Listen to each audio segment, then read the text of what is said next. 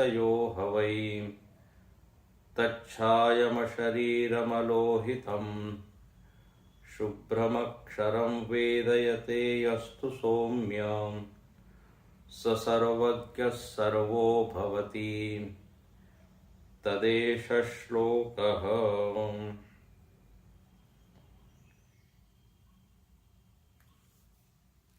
10वें मंत्र में हम लोग विचार कर रहे थे। श्रुति यहाँ पर परम अक्षर का वर्णन करती है कि जो लय स्थान है समस्त प्रपंच का, समस्त कार्यकरण संघात का, उस लय स्थान का स्वरूप क्या है, कहाँ पर सब चीजें अव्यक्त हो जाती है, लीन हो जाती है, तो उसके यहाँ पर लक्षण बताए। जो अशरीरी है, अशरीरम, अलोहितम, शुभ्रम मतलब शुद्धम, ऐसा ये तत्व है। इस तत्व को जो जानता है, तो इसमें दो बातें कही। एक तो तत्व क्या है, और उसके बाद तत्व को जानता कौन है, दूसरी बात। और तीसरी बात कि जानने का फल क्या है, जानने से वो क्या अनुभव करता है, किस स्थिति में वो पहुंचता है। तो ये 3 विषय इस 10वें मंत्र में कहे। अक्षर का स्वरूप, अक्षर को कौन जानता है, और जानने का परिणाम क्या है। तो भाष्यकार कहते हैं जो ऐषणा विनिर्मुक्त है, जिसके भीतर सत्ताध्यास, शोभनाध्यास विषय के ऊपर नहीं है, वही ऐषणा मुक्त हो सकता है। जब तक वस्तु में सुख बुद्धि होगी तब तक इच्छा निवृत्त नहीं होती। तो मुमुक्षु उसी को कहा है इच्छा राहित्यम, इह स्वर्ग भोगेषु इच्छा राहित्यम। इस लोक और परलोक के जितने विषय है उसको प्राप्त करने की इच्छा निवृत्त हो गई। इसमें दोनों को कहा है इहलोक परलोक। कई लोगों को इहलोक की इच्छा नहीं, लेकिन परलोक की इच्छा है। बोले तब भी वो विरक्त नहीं है, मुमुक्षु नहीं है। तो जो सर्व ऐषणा विनिर्मुक्त, जिसका मन बिल्कुल खाली है चिंतन के लिए, मनन के लिए, इच्छा व्यक्ति को बहिर्मुखी करती है, बाहर की ओर दौड़ाती है। मन इच्छित वस्तु की ओर ही प्रवृत्त होता है। जब तक उसको मिल नहीं जाता वो शांत नहीं होता। इसीलिए फिर विक्षेप का जन्म होता है। अब चिंतन करना है या आत्म तत्व का, और मन यदि व्यस्त है, बिजी है, तो हो नहीं सकता। इसलिए यह तु वेदयते, कौन जानता है, बोले जो विनिर्मुक्त है, मन जिसका बंधा हुआ नहीं है, अटका हुआ नहीं है, फंसा हुआ नहीं है, जो भी शब्द आप दे सकते। बोले वो जब इस तत्व को जानता है तो क्या होता है। तो यह 2 बात कही, स सर्वज्ञ भवति, स सर्वो भवति। सर्व हो जाता है, सर्व हो जाता है, इसका क्या अर्थ है? यहां पर श्रुति ने सर्व हो जाता है ऐसा लिखा। अन्य श्रुतियों में कैसा आता है? ब्रह्मविद ब्रह्मैव भवति, जो ब्रह्म को जानता है वो ब्रह्म हो जाता है, ऐसा कहा गया। तो ब्रह्म ही क्या है? तो बोले सर्व है। अच्छा, ये सर्व क्या है? बोले ब्रह्म है, और ये ब्रह्म कोई अन्य वस्तु नहीं है। ये यहां पर महत्वपूर्ण बात कही है। ब्रह्म जो है वो आत्मसत्ता का ही नाम है। इसलिए ये जो वाक्य हम लोग सुनते हैं, अहम ब्रह्मास्मि, ब्रह्म ज्ञानी का ज्ञान क्या है? अहम ब्रह्मास्मि। यहां पर श्रुति ने अहम शब्द भी नहीं बोला है। सर्वः भवति ऐसा लिख दिया। शायद इसलिए लिखा है कि कई बार अहम शब्द का अर्थ हम गलत ले लेते हैं। अहम शब्द व्यक्ति के रूप में ले लेते हैं, जीव के रूप में ले लेते हैं, और फिर उसको ब्रह्म बनाना चाहते हैं। उस व्यक्ति को ही ब्रह्म कहने लगते हैं। तो ये तो गलत हो जाएगा। मैं कहते ही क्या भाव आता है? अहम कहते ही एक अपना ही आकार याद आता है। फिर कई लोग ऐसा प्रश्न कर देते कि ये ब्रह्म कैसे हो सकता है? ये तो परिच्छिन्न है, सीमित है। तो अहम शब्द का यदि लक्ष्यार्थ न समझे कि चेतन को ब्रह्म कहा जा रहा है, तो कई बार लोग भ्रमित हो जाते हैं। और कई लोग वेदांत की निंदा कर देते हैं। बोले ये बड़े अभिमानी बनते हैं, अपने आप को ब्रह्म कहते हैं। तो अहम शब्द का यदि अर्थ न समझे तो ये भ्रम होता है, गलत समझ हो जाती है। इसलिए कई बार श्रुति हमेशा अहम ब्रह्म ऐसा नहीं बोलती। जैसे यहां का सर्व, वो सर्व हो जाता है। या जैसे कहा प्रज्ञानम ब्रह्म, तो वहां अहम शब्द नहीं बोला, बोले प्रज्ञान ही ब्रह्म है। प्रज्ञान का मतलब है आत्म चैतन्य। या फिर कहीं को बोल दिया अयम आत्मा ब्रह्म, आत्मा ही ब्रह्म है। तो अहम शब्द को टाल दिया, अहम शब्द नहीं बोला। इसलिए कई बार हम बोलते हैं ना वह, यह, इन शब्दों का प्रयोग करते हैं। वह ब्रह्म है, यह ब्रह्म है जो तुम अहम के रूप में अनुभव कर रहे हो, वो ब्रह्म है। तो थोड़ा परोक्ष बना देते हैं उसको, मतलब शब्द। जब अहम ब्रह्मास्मि बोलते हैं कि अहम ही ब्रह्म है, तो उसका केवल एक ही अर्थ होता है कि ब्रह्म कोई पृथक सत्ता नहीं है। ध्यान से सुनना, निज सत्ता है,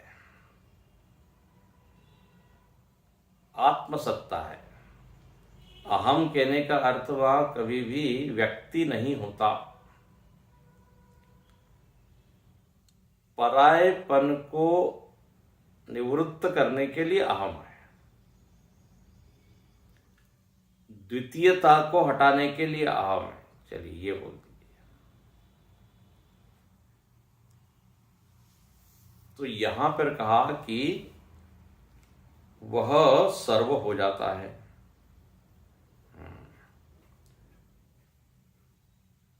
तो यहां पर इस वाक्य पर थोड़ा मनन करना चाहिए कि सर्व हो जाता है मतलब क्या। तो सर्व क्या है? देखिए, स्वामी शरणानंद जी महाराज कहते थे अहम के बारे में कि जो सबका अधिष्ठान है, सबका प्रकाश है, उसको है तो बोल सकते हैं, है, लेकिन मैं नहीं बोल सकते, क्योंकि मैं जो है वो पराश्रित सत्ता है, ऐसा कहते हैं। मैं पराश्रित कैसे हो गई भाई? तो मैं कहते ही हमको ध्यान किसका आता है? शरीर का, अपने व्यक्तित्व का, अपने गुण दोषों का, और फिर हम पूछते हैं कि ये ब्रह्म कैसे हो सकता है। इसलिए उन्होंने अच्छा कहा, बोले है को ब्रह्म कहिए, हूं को ब्रह्म मत कहिए। हूं कहते ही परिच्छेद हो जाता है, परिच्छेद मतलब सीमा आ जाती है। इसलिए है वह है ही सर्व है ही सर्व का अधिष्ठान है।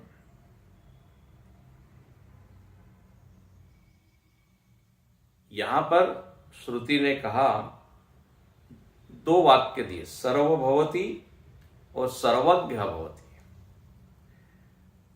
तो देखिए, ये जो सर्व है ना, सर्व मतलब हमारी बुद्धि में क्या बैठा हुआ है कि यहां पर एक जगत है जो हमसे अलग है,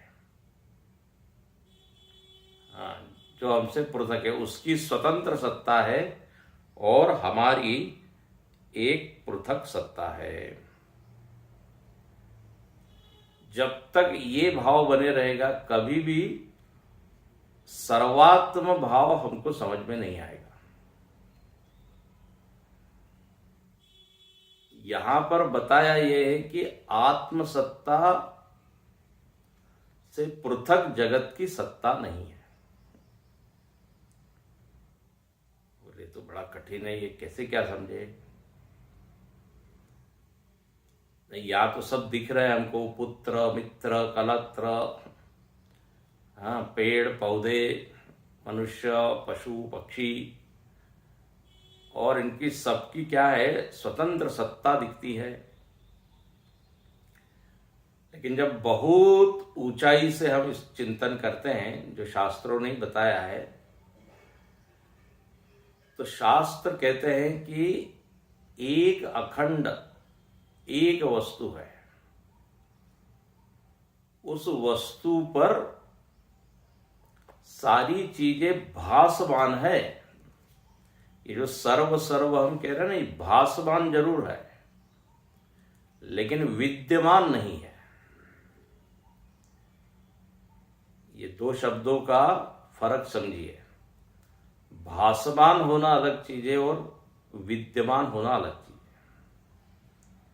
भासमान होने का मतलब है दिखना, उसको जानना। हम जान रहे हैं कि हाँ, यहाँ पे चंद्र है, सूर्य है, पहाड़ है।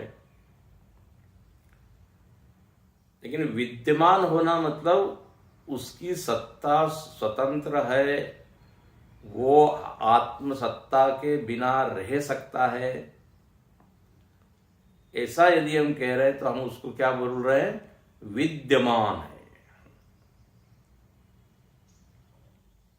तो विद्यमान नहीं है।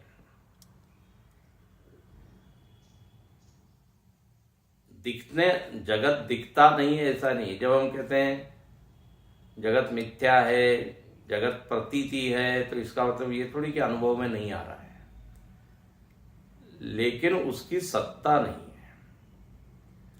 आत्मसत्ता ही सर्व के रूप में दिख रहा है।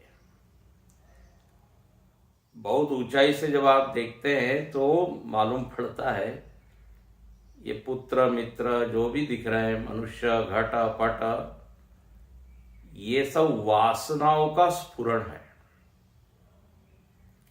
मित्र की वासना ही मित्र के रूप में दिख रही है, वासनाओं का स्फुरण है। जैसे स्वप्न में आपको जो सर्व दिख रहा है, जो पूरा जग दिख रहा है वो भासमान है कि विद्यमान है? प्रतीयमान है। अच्छा, प्रतीति क्यों हो रही है?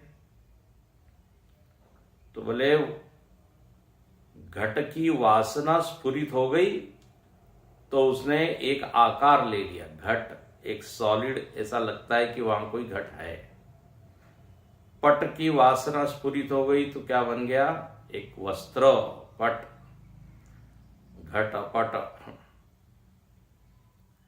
स्वप्न में वस्तु है कि वासना है? लगता तो है वस्तु है भाई, वस्तु का अस्तित्व लगता ही है वहां कि हमारा वास्तव में कोई मित्र आया है, बात कर रहा है, चाय पी रहा है। अच्छा, तो वो वस्तु वासना होती है, मतलब भासमान है लेकिन वो क्या है? विद्यमान नहीं है। अच्छा, और बताइए, वो जो मित्र है, वो जो वस्तु है, पेड़ है, उसकी सत्ता आपसे इतर है क्या?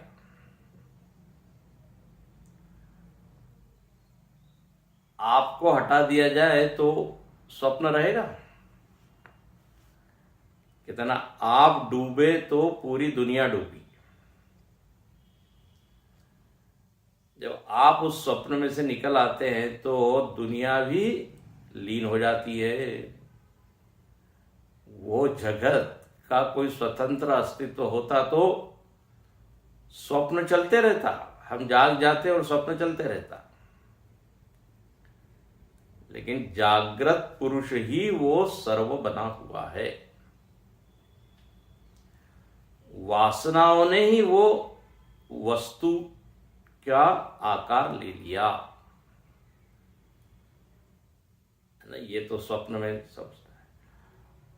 और जब हम जागते तो मालूम पड़ता है मैं ही सर्व था। अब जब यहां लिखा है सर्व भवति, इसका मतलब ये नहीं कि वो फैल जाता है और वो क्या व्यापक हो जाता है, ये भाव नहीं है। सर्वभवति का भाव यही है कि वही सर्व के रूप में भासमान है, उसी पर भासमान है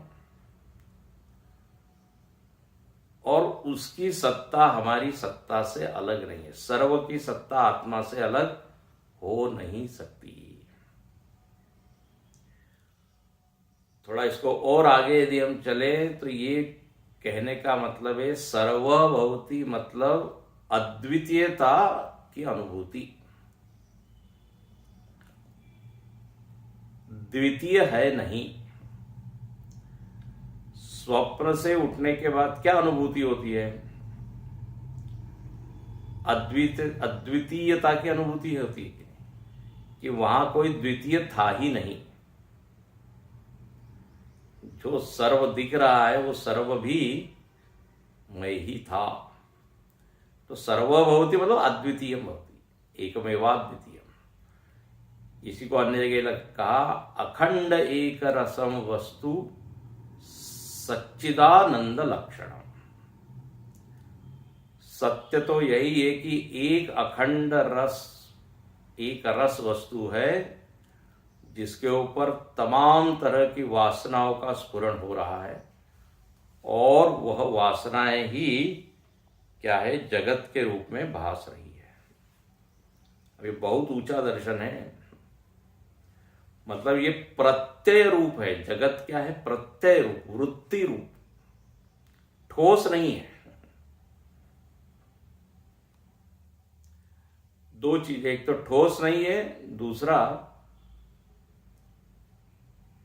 बाहर नहीं भास रहा है, आत्मा में भास रहा है।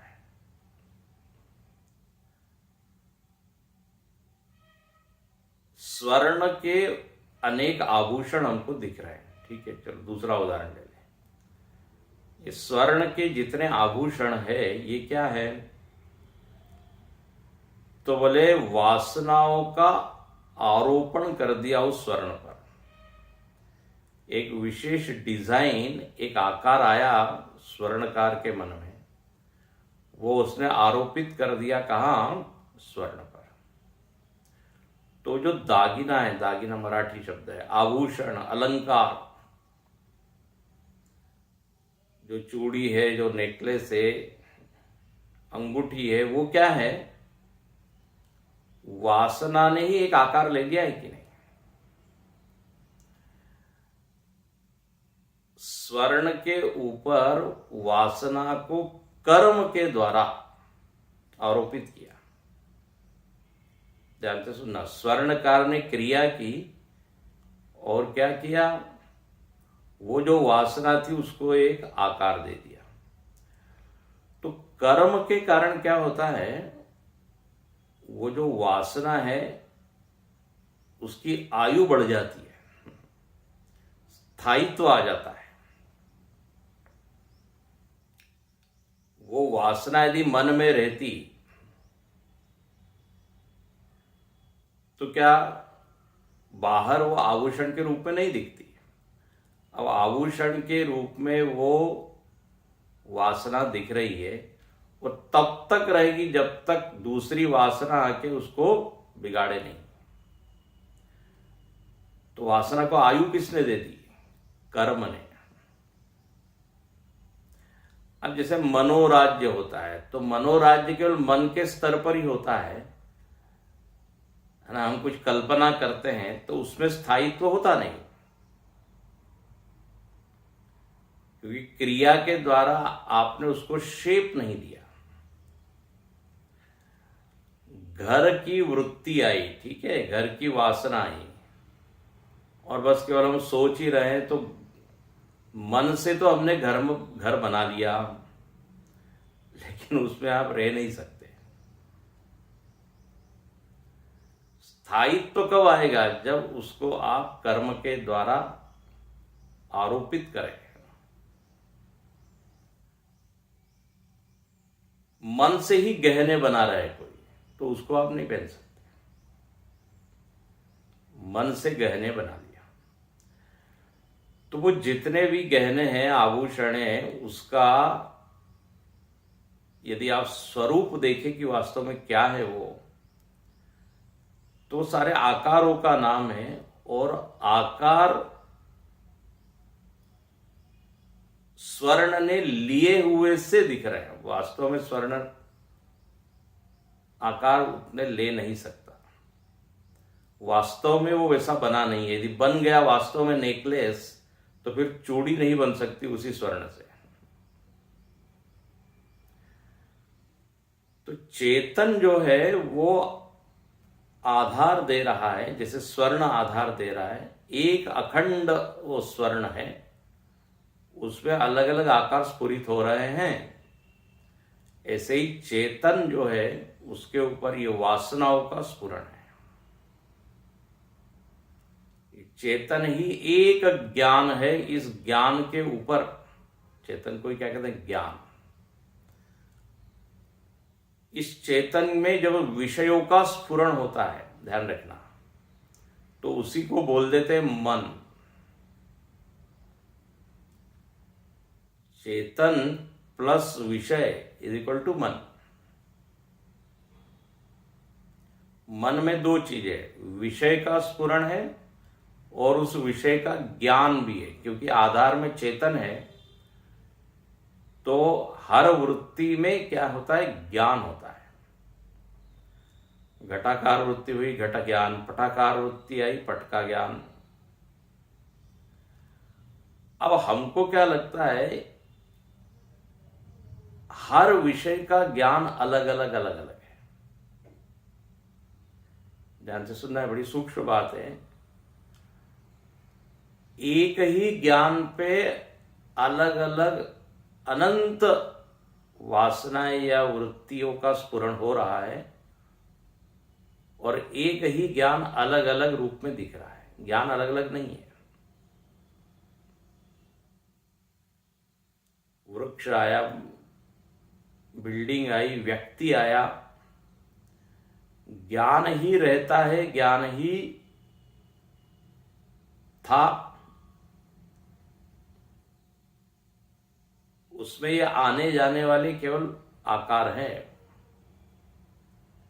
तो जिसको आप सर्व कह रहे हैं, ये सब आने जाने वाले हैं, लेकिन उसको विचार करेंगे तो मालूम पड़ेगा जैसे एक ही स्वर्ण पर अद्वितीय स्वर्ण है, स्वर्ण में द्वितीयता आई नहीं, चाहे हजारों आप उसके ऊपर क्या बना ले आभूषण, स्वर्ण स्वर्ण ही रहेगा। स्वर्ण कह सकता है सर्वः भवति, और उसका मतलब मुस्कुराता है कि आप जिसको सर्व कह रहे हैं वो एक ही मैं ही हूं। तो ये बड़ा सूक्ष्म ये चिंतन है। अस्तित्व के ऊपर वासनाओं का खेल है, यही जगत है। जिसने ये अच्छे से जान लिया कि मैं वो अखंड एक रस वस्तु हूं, समझ लीजिए सर्वः भवति, वो क्या हो गया, सर्व हो गया। पहले देखिए वासना आती है, वासना मन में आती है और मन कर्म करके उसको स्थायित्व दे देता है। जैसे आभूषण की वासना ही सुप्त थी, वो मन में आई, फिर कर्म किया तो स्थायी बन गया वो आभूषण। बोले ऐसे ये जगत है, अनंत वासनाएं हैं, वो वासनाएं स्फुरित होती है, तदनुसार कर्म होता है, तदनुसार वस्तुएं बनती बिगड़ती रहती है। अब देखिए इसके और आगे चले, जितने आभूषण हैं उन आभूषणों का आधार हमने क्या माना, स्वर्ण। जितने आकार है उसका आधार क्या है, स्वर्ण। लेकिन अब इसके भी आगे चलें तो स्वर्ण भी एक आकार का नाम है। स्वर्ण भी एक आकार ही है कि नहीं, वस्तु है, आकार है। अब इस स्वर्ण के आधार को आप पकड़ेंगे तो मालूम पड़ेगा एक अस्तित्व, एक सत्ता। स्वर्ण का आधार क्या है, अधिष्ठान चैतन्य सत्ता। लेकिन ये एकदम सीधे दिखता नहीं। आभूषणों का आधार स्वर्ण है, लेकिन अब कोई पूछे स्वर्ण का आधार क्या है, तो स्वर्ण है। तो जो है ना, ये है ही क्या है, चैतन्य है, सत्ता है, इसको अस्तित्व कहते हैं, अखंड एक। अब हम एकदम तो नहीं पकड़ पाते, तो स्वर्ण का आधार क्या बोलते हैं, बोले पृथ्वी। स्वर्ण कहां से आया, पृथ्वी से।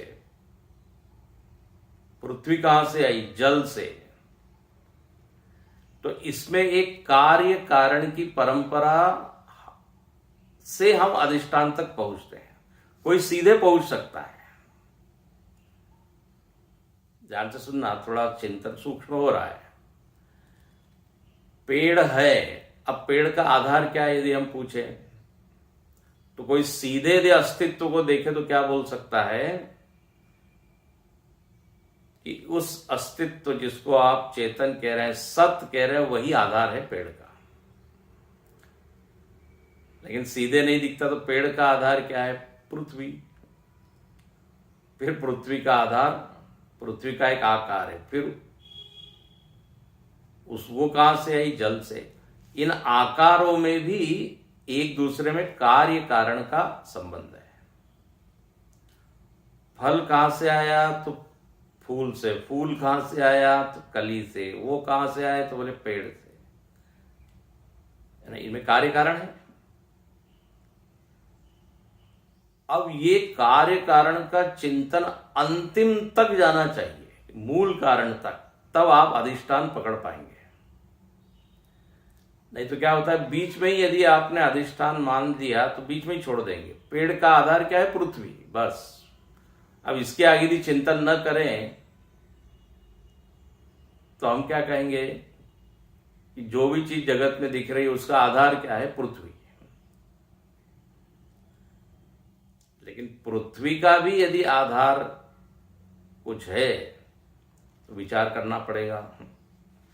तो विचार के द्वारा मालूम पड़ेगा एक अद्वितीय तत्व है,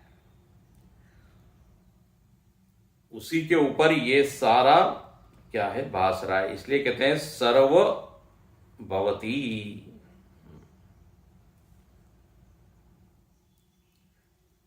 दूसरा जो यहां वाक्य लिखा है सर्वज्ञ भवती, सर्वज्ञ हो जाता है। सर्वज्ञ होना मतलब क्या? सर्वज्ञ मतलब जगत की जितनी चीजें उनको जान लेना। कल बता रहे थे हम, यहाँ अनंत वस्तु है और बुद्धि हमारी अल्प है, कभी भी जान नहीं सकती सब। तो सर्वज्ञ होना मतलब अभी अभी जो बताया कि जो भी सर्व है वो अहम के ऊपर भासमान है, वो अहम मैं हूं। और यह अहम चेतन है। सर्वः च असौ ज्ञः च, जो सर्व और ज्ञ, ज्ञ मतलब चेतन, मैं चेतन हूं और ये चेतन ही सर्व है, ऐसा जानना सर्वज्ञता है। आपको यदि मुंडकोपनिषद का पहला मंत्र याद हो तो उसमें आता है, मतलब दूसरा, जब शौनक महर्षि ने प्रश्न किया है, कस्मिन्नु विज्ञाते सर्वमिदं विज्ञातम भवति, कस्मिन्नु भगवो विज्ञाते सर्वमिदं विज्ञातम भवति। यही प्रश्न था उनका कि किसको जानने से मैं सबको जान लूंगा। ऐसी कौन सी वस्तु है जिसका ज्ञान मिलने से मैं सर्वज्ञ हो जाऊंगा? था ना ये प्रश्न, जिन्होंने मुंडक पढ़ा होगा उनको मालूम। तो जानने के दो तरीके, सर्वज्ञ होने के दो तरीके हैं। एक तो एक एक वस्तु को आप जानते रहिए, पृथ्वी लोक में क्या क्या है, फिर स्वर्ग लोक में क्या है, फिर ब्रह्म लोक में क्या है, फिर चंद्र लोक में क्या है। अब ऐसी अनंत वस्तु है, एक एक को जानोगे, सबको जानोगे, तब क्या बनोगे सर्वज्ञ। तो ये तो आज तक कोई कर नहीं पाया। इसमें बुद्धि की बड़ी भूमिका है और बुद्धि की सीमा है, बुद्धि का सामर्थ्य है। कोई बहुज्ञ हो सकता है, अनेक चीजों को जानने वाला। लोग बोलते हैं ना, ये इंसाइक्लोपीडिया है, चलते फिरते इंसाइक्लोपीडिया है। हर देश की राजधानी मालूम है, देश में कितनी नदियां बहती है ये मालूम है, देश में कितने राज्य है सब मालूम है, बहुत सारी चीजों का उनको ज्ञान होगा, लेकिन वो सर्व को तो नहीं जान सकते ना। तो इस तरह से जानेंगे, जानने का प्रयत्न करेंगे, सर्वज्ञ बनने का प्रयत्न करेंगे, ये हमारा प्रयत्न कभी भी सफल नहीं होगा। इसलिए कभी ये नहीं कहना कि ब्रह्मज्ञानी को सब मालूम है। अरे सब मालूम है कैसे होगा? सब मालूम है तो दूसरी तरह से सब मालूम है। दूसरी तरह से सर्वज्ञ होना मतलब सर्व का मूल जान लेना। स्वर्ण को जानने से सारे आभूषणों का ज्ञान हो जाना, यह है सर्वज्ञता। आपने मूल तत्व को पहचान लिया तो बस हो गया। फिर जानने के लिए दूसरा रहा ही नहीं, इसको कहते हैं सर्वज्ञता। तत्व को जानने के बाद जानने के लिए शेष नहीं रह जाता कुछ। ऐसा जानना ही सर्व को जानना है ना। इसलिए 15वें अध्याय में जो पहला ही श्लोक है गीता का, ऊर्ध्वमूल मदशाखम अश्वत्थम प्राहुरव्ययम छंदांसि यस्य पर्णानि यस्तम वेद स वेदवित्। वहां पे शब्द आता है वेदवित्, बोले उसने सारे वेदों को जान लिया। अब बोले किसने जाना? तो अब हमको तो लगता है सारे वेदों को जानना मतलब चारों वेद की जितनी ऋचाएं हैं, जितने मंत्र है, वो उसने जान लिए होंगे, सारे कंठस्थ कर लिए। वेदविद का ऐसा अर्थ नहीं है। वेदविद का अर्थ है कि वेद में जिस जगत का वर्णन है, उस जगत के मूल को जिसने जान लिया। मूल क्या है? ऊर्ध्वम। ऊर्ध्व मतलब जो सबसे ऊंचा है, सबसे ऊंचा परब्रह्म ही है। परब्रह्म को जिसने जान लिया, उसने पूरे संसार वृक्ष को जान लिया। जिसने पूरे संसार वृक्ष को जान लिया, उसने वेद को जान लिया। अब संसार वृक्ष को जान लिया मतलब एक एक टहनी को और एक एक शाखा और एक एक पत्ते को जाना, ऐसा नहीं। जिसने ये जान लिया कि पूरा संसार उस ब्रह्म रूपी मूल पर खड़ा हुआ है, बस, तो सर्वज्ञ भवति हो गया ना। ये सर्व आपके ऊपर भास रहा है, आप ही बने हुए हैं, इसलिए अद्वितीय है। ये जानना ही सर्वज्ञता है। थोड़ा सा एक और इसमें बोल देते हैं। ये जगत कहां भास रहा है, यदि ये कोई प्रश्न करे तो हमको लगता है कि जगत जगत में भास रहा है। दुनिया कहां दिख रही है? दुनिया में दुनिया दिख रही है। बोले बिल्कुल गलत उत्तर है। इसमें आत्माश्रय दोष हो जाएगा। स्वयं ही वस्तु स्वयं पर कैसे आश्रित होगी? जगत कहां भास रहा है? उड़िया बाबा जी से किसी ने पूछा, जगत कहां भास रहा है? बोले तुमको कहां लग रहा है? बाबा जी ने पूछा, तुमको कहां लग रहा है? बोले हमको तो लग रहा है बाहर भास रहा है। तो उन्होंने बहुत बढ़िया प्रश्न कहा। बोले ये बाहर कहां भास रहा है? बाहर, जगत बाहर भास रहा है, ठीक है, लेकिन बाहर कहां भास रहा है? बाह्य कहां है ना? इंटरेस्टिंग प्रश्न। बोले जो बाहर है ना, ये भी आपके भीतर ही भास रहा है। ये जो बाहर की वृत्ति है कि बाहर एक आकाश है, बाहर एक व्यापक देश है और उसमें जगत है, तो ये दूर, बाहर, निकट, ये कहां दिख रहा है? ये कहां भास रहा है? तो मालूम पड़ेगा ये अपने भीतर भास रहा है। तो बोले बस जहां भास रहा है ना, वही है वो। जहां भास रहा है वही है। स्वप्न जो है, जरा बताइए, जहां भास रहा है वही है ना, कि स्वप्न कहीं बाहर है? स्वप्न में जो बाह्यता की वृत्ति बनी हुई है कि बाहर भास रहा है, वो बाहर भी जागने पे मालूम पड़ेगा भीतर ही भास रहा है। ये ऐसे सब सिद्धांत है कि एकदम पचते नहीं है हमको, लेकिन सुन के रखना चाहिए कि ऐसा भी सोचा हुआ है। तो जो सर्व है वो भास रहा है भीतर, पृथक पृथक नहीं है। जगत जो है उसकी वृत्ति बनती है अपने भीतर, ये कई बार आपको बता चुके हैं। बाहर का पेड़ हम नहीं जानते, जो पेड़ हमारे वृत्ति में आता है ना, उसी को हम जानते हैं।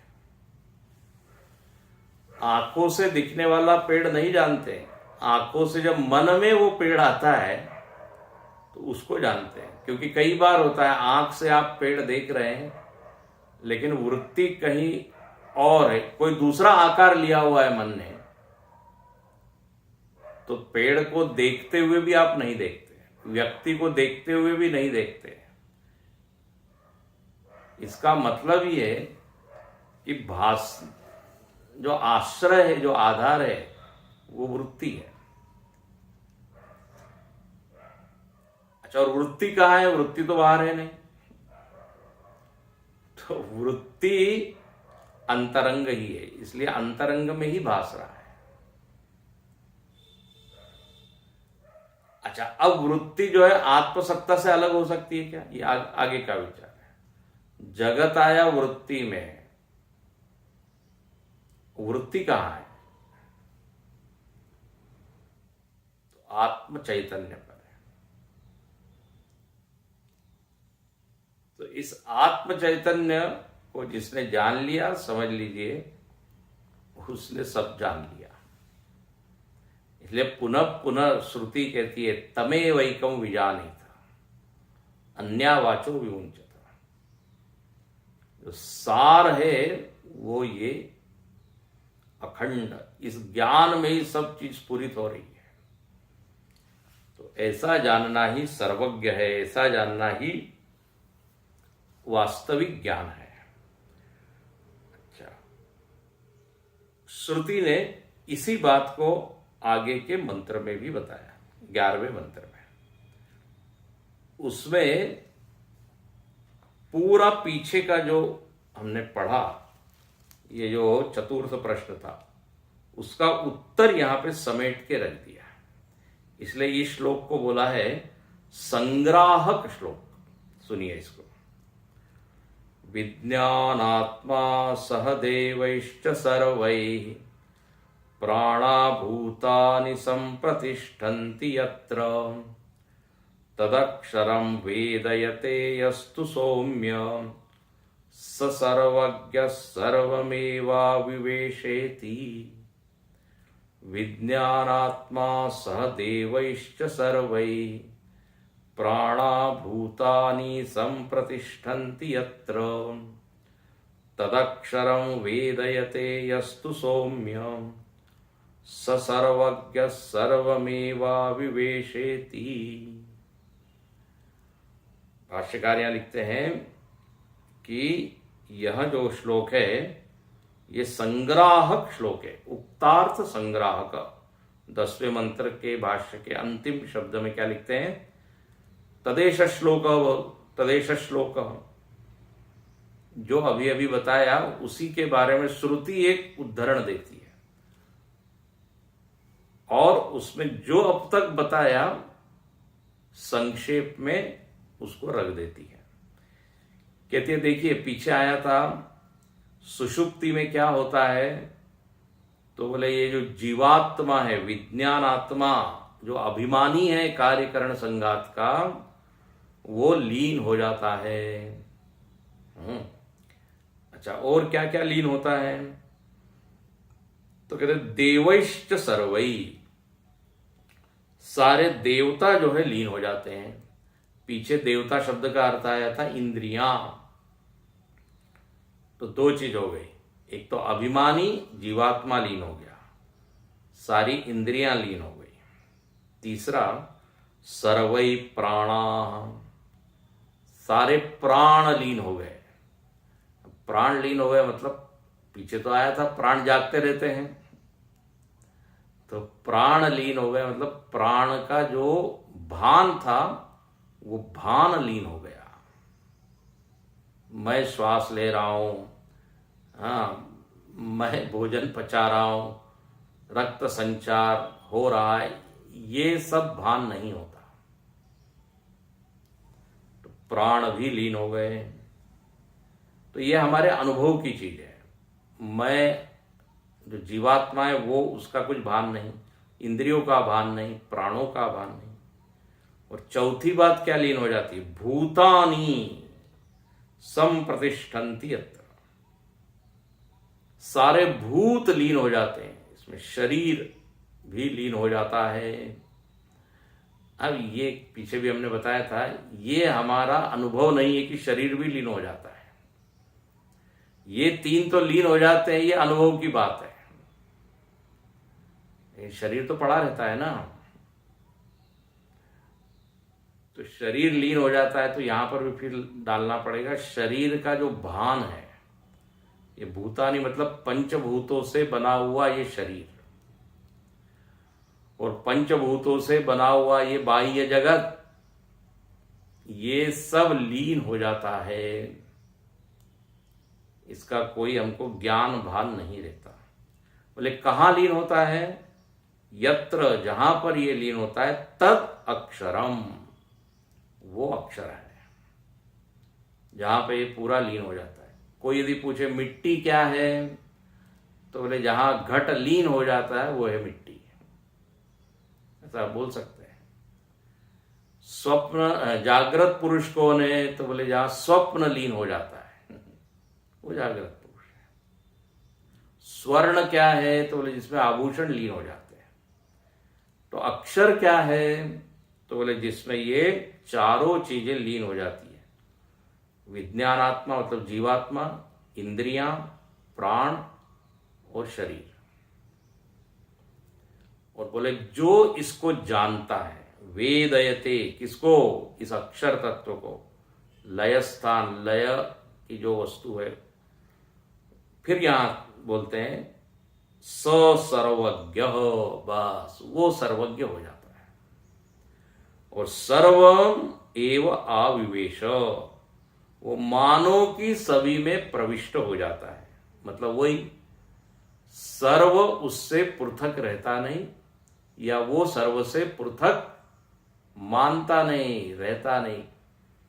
कहता है जो भी सर्व है वो मुझ में ही है। ये पीछे अभी हमने इतनी देर चर्चा की। तो सर्वम एव आविवेश इति हो गया ना। अब यहां पे भाष्यकार एक थोड़ा सी अलग बात बोलते हैं।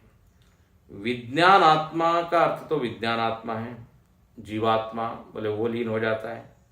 उसके बाद विज्ञान आत्मा सह देवैश्च अज्ञादिभिः, ध्यान से सुनना, यहां पर देव शब्द का अर्थ भाष्यकार ने इंद्रिया नहीं किया है।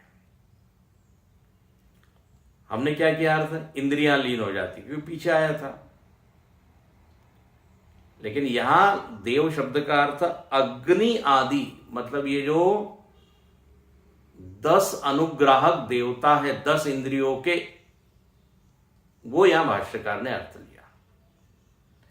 ध्यान रखना, हम लोगों ने जब वो 40 से ज्यादा घटक गिने थे, पृथ्वी, पृथ्वी की तन्मात्रा, फिर अंतःकरण, फिर अंतःकरण का कार्य 4, फिर पंच ज्ञानेन्द्रिया, उनके 5 विषय, उसमें ये देवताओं की गणना नहीं हुई थी। तत्वबोध आदि ग्रंथों में क्या आपने पढ़ा है? इंद्रिय है, इंद्रिय का विषय है, और इंद्रियों के देवता है, वो भी इसी ब्रह्मांड के भाग है। हाँ, वाचो देवता वह्नि, चक्षुषः सूर्य, हस्तयोर इंद्र, मनसो देवता चंद्र, अहंकार से रुद्र, ये सारे देवता हैं 10। तो वो जो हम लोगों ने घटक गिने थे 40 से ज्यादा, उसमें 10 को भी आप गिन लीजिए, वो भी विलीन हो जाते हैं। तो ऐसे भाष्यकार याद कराते हैं। तो देवैश्च अग्न्यादिभिः, अग्नि आदि, इसलिए आनंद गिरि जी महाराज भी लिखते हैं ततश्च चक्षुश्च द्रष्टव्यम च इति अत्रापि चक्षुरादिभिः देवाः अपि उपलक्षिता इति व्याख्याता। यहां देवता से इंद्रिया तो है ही, और इंद्रियों के साथ देवता को भी ले लेना चाहिए, अनुग्राहक देवता, जिनकी कृपा से इंद्रियां काम करती है। तो बोले वो सब भी लीन हो जाते हैं। फिर प्राण लीन हो जाते हैं। अब प्राण का अर्थ भाष्यकार ने क्या किया? प्राणाहा के आगे क्या लिखा है? चक्षुरादय। प्राण के आगे लिख दिया चक्षुरादि। बोले ये अर्थ कैसे कर दिया? तो यहां अर्थ ये समझना चाहिए, प्राण के कारण ही ये सारी इंद्रियों में शक्ति है, इंद्रियों में जीवन है, इंद्रियां काम करती है। तो प्राण शब्द से इंद्रियां ले लीजिए, तो प्राण प्लस इंद्रियां, ये सब लीन हो जाती है। क्योंकि देवता का हमने अर्थ इंद्रियां नहीं किया ना, तो इंद्रिय का तो बताना पड़ेगा लीन। हो रही है, तो इंद्रिया अर्थ कहां से लेंगे? तो बोले प्राण, प्राण इंक्लूड्स इंद्रिया ऑल्सो। तो जीवात्मा, देवता, प्राण, इंद्रिया, ये सब लीन हो गए। और फिर भूतानी, भूतानी मतलब पृथ्व्यादिनी, पृथ्व्यादि, ये पंचमहाभूत जो बाहर दिख हमको अनुभव में आ रहे हैं, वो भी सब लीन हो जाते हैं। अब ऐसे तो हमको विश्वास करना कठिन है कि ये सब लीन हो जाते हैं। भाव तो ये कि ये सारे बने रहते हैं। इसलिए हम बार बार कह रहे थे कि महाप्रलय में तो ये आप समझ सकते हैं कि सारे महाभूत विलीन हो गए, लेकिन हमारी व्यष्टि सुषुप्ति में ये सब लीन हो गए, ये समझना कठिन होता है। इसको आप तभी समझ सकते हैं जब पृथ्वी आदि को आप ठोस न माने, वृत्ति माने। क्या माने? वृत्ति। जैसे स्वप्न आप में विलीन होता है, स्वप्न में आप पृथ्वी देख रहे हैं, चंद्र देख रहे हैं, सूर्य देख रहे हैं। स्वप्न जैसे ही विलीन होता है, ये सूर्य, चंद्र, पृथ्वी सब विलीन हो जाते हैं। क्यों? क्योंकि वो चंद्र, सूर्य इत्यादि वृत्ति रूप थे, वासना रूप थे, इसलिए स्वप्न में वो सब विलीन हो जाते हैं। वो समझना आसान है, लेकिन जागृत में भी ऐसा ही होता है। ये तभी समझ पाएंगे जब पृथ्वी आदि महाभूतों को हम वृत्ति रूप जाने, केवल विज्ञान रूप जाने। ये पचता इतना जल्दी नहीं है, हमको समझ में आता, उसको हम ठोस मानते हैं। इसलिए हम कह रहे हैं महाप्रलय में सब विलीन होता है, ये समझना आसान है, लेकिन हमारी नींद में ये सब विलीन होता है, ये अनुभव की बात नहीं है। इंद्रिया विलीन होती है, ये अनुभव में आता है।